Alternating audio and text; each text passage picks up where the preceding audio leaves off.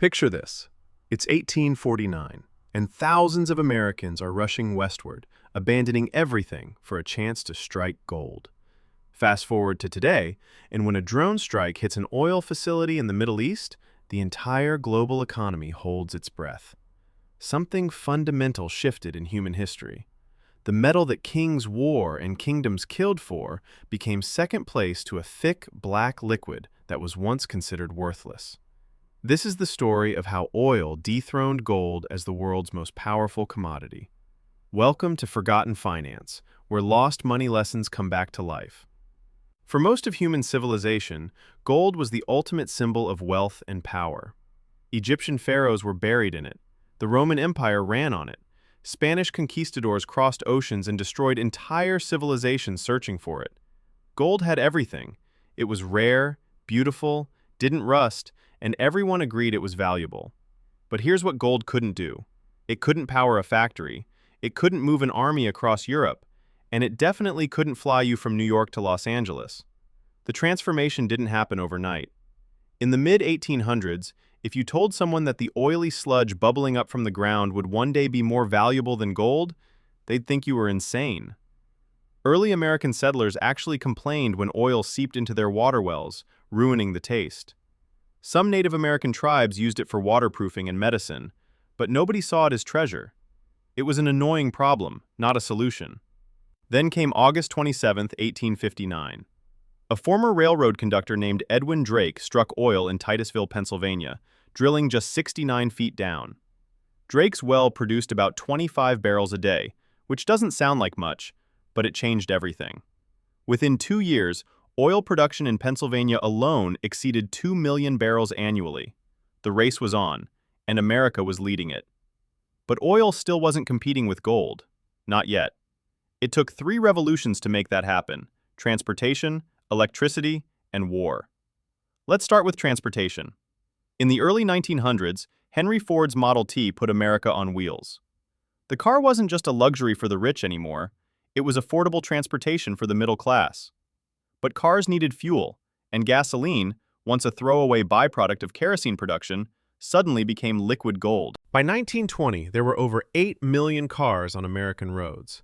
By 1930, that number hit 23 million.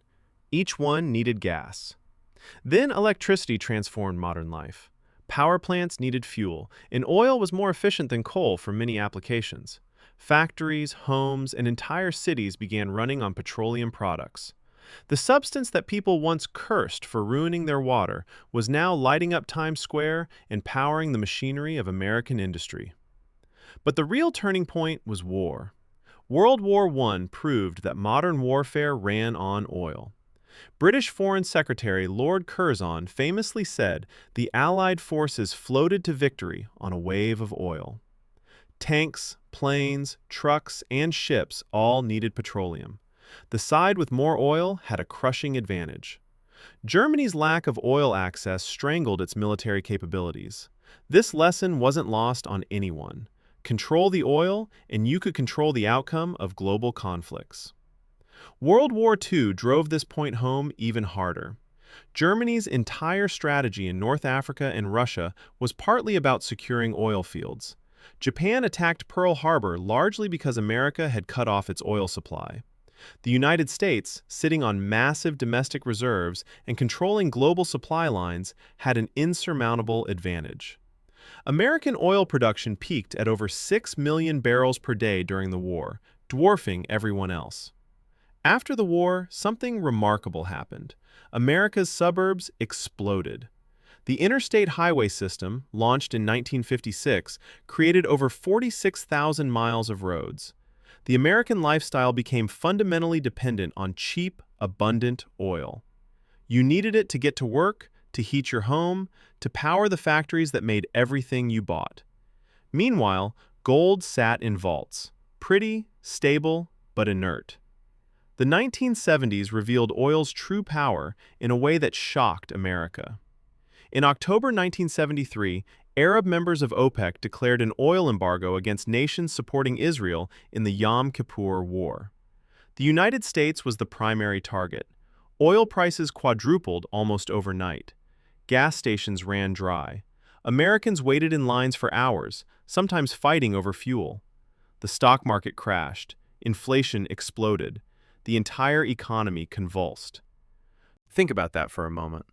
A group of countries on the other side of the world, by simply restricting oil flow, brought the world's most powerful economy to its knees. Gold couldn't do that. You could stockpile gold or not stockpile it, and most people's daily lives continued unchanged. But cut off oil for a few weeks, and civilization starts breaking down. Trucks stop delivering food, people can't get to work, factories shut down. That's real power. The crisis revealed something crucial about modern wealth. Gold is a store of value, but oil is the foundation of economic activity itself. Every physical product you own, from your smartphone to your sneakers, required oil to manufacture and transport. The plastics are petroleum derivatives. The electricity that powers your life often comes from oil or natural gas. The food on your table was grown with petroleum-based fertilizers and transported by oil-burning trucks. Today, the numbers tell the story. The global oil market is worth over $2 trillion annually in trade alone. The total gold market, including all the gold ever mined, is worth around $12 trillion. That sounds like gold wins, right? Wrong. That 12 trillion is the cumulative value of all gold in existence, mostly sitting still. Oil's value is in its constant consumption. The world burns through 100 million barrels every single day, each barrel worth around $70 to $80. That's $7 to $8 billion worth of oil consumed daily, over $2.5 trillion per year just in consumption. More importantly, oil influences everything. When oil prices spike, inflation follows. Transportation costs rise. Manufacturing becomes more expensive. Consumers have less money for everything else. The Federal Reserve adjusts interest rates. Stock markets react. Currencies fluctuate.